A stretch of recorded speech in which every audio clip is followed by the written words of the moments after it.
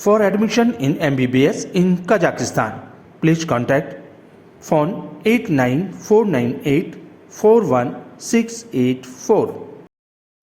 छत्तीसगढ़ के कांग्रेस के राष्ट्रीय प्रभारी पीएल पूनिया 4 दिवसीय कार्यक्रम में दिल्ली से छत्तीसगढ़ पहुंचे हैं।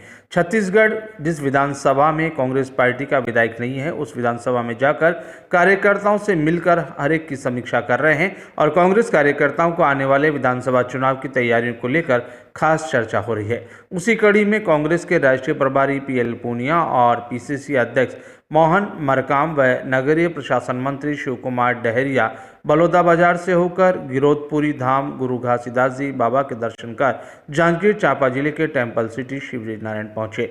पुल मोड़ में सभी कार्यकर्ताओं ने आतिशबाजी और फूलमाला के साथ उनका गर्मजोशी से स्वागत किया। उसके बाद केरा रोड में स्थित अंबेडकर चौक पहुंचे और सभी ने बाबा साहब की मूर्ति को पुष्पहार पहनाकर उन्हें नमन कर शबरी मंदिर दर्शन किए और मठ में भोग प्रसाद ग्रहण किया।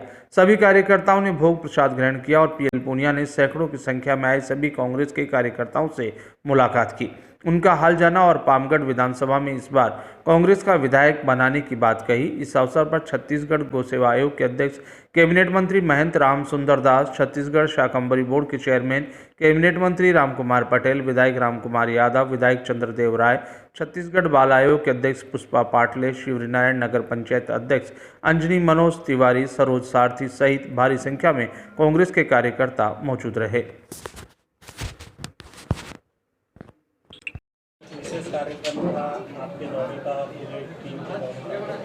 देखिए, पिछले चुनाव के समय भी हमारे नेता आदरणीय पीएल पूनिया जी और हमारे तत्कालीन अध्यक्ष भाई भूपेश बघेल जी के नेतृत्व में सभी विधानसभा क्षेत्रों में जाकर अपने कार्यकर्ताओं से राय शुमारी, उनसे चर्चा करके आगे की रणनीति तय करने का काम किया गया था। और इस समय भी हमारे नेता आदरणीय पीएल पूनिया जी और हमारे प्रदेश अध्यक्ष मोहन मरकाम जी और हमारे सभी तमाम नेता अभी इन क्षेत्रों में जा रहे हैं और सभी क्षेत्र के हमारे कार्यकर्ताओं से जानकारी ले रहे हैं, उनके कामों के किस तरह से निराकरण हो रहा है। सरकार की जो योजनाएं हैं, आपने देखा होगा भूपेश बघेल जी के नेतृत्व में हमने जितने वादे किए थे सब पूरे, लगभग अधिकांश पूरे हो गए हैं।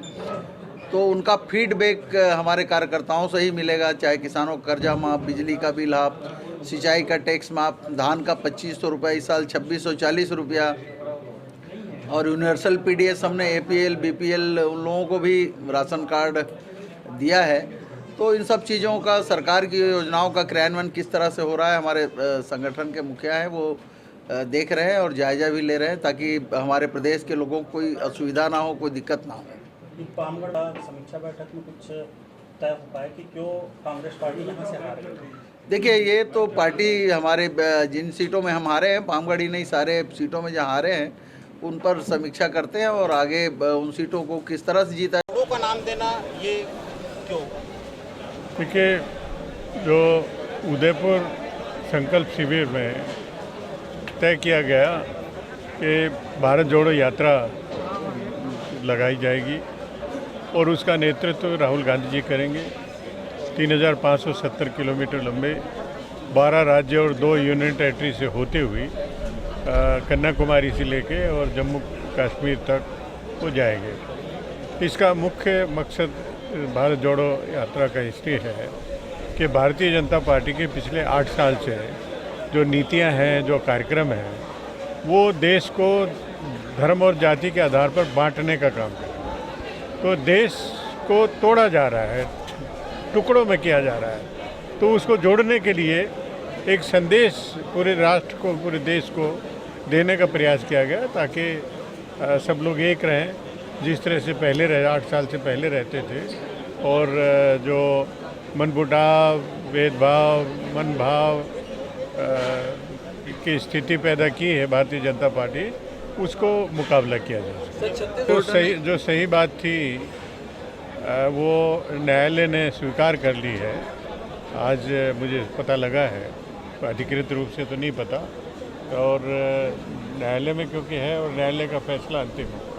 सर, भाजपा के द्वारा ऐसा जनता पार्टी तो तोड़ रही है तो वो कहाँ स्वीकार करेगी? जो भारतीय जनता पार्टी जो कांग्रेस से का कभी समर्थन करते हुए नज़र का आपको नहीं आएगी।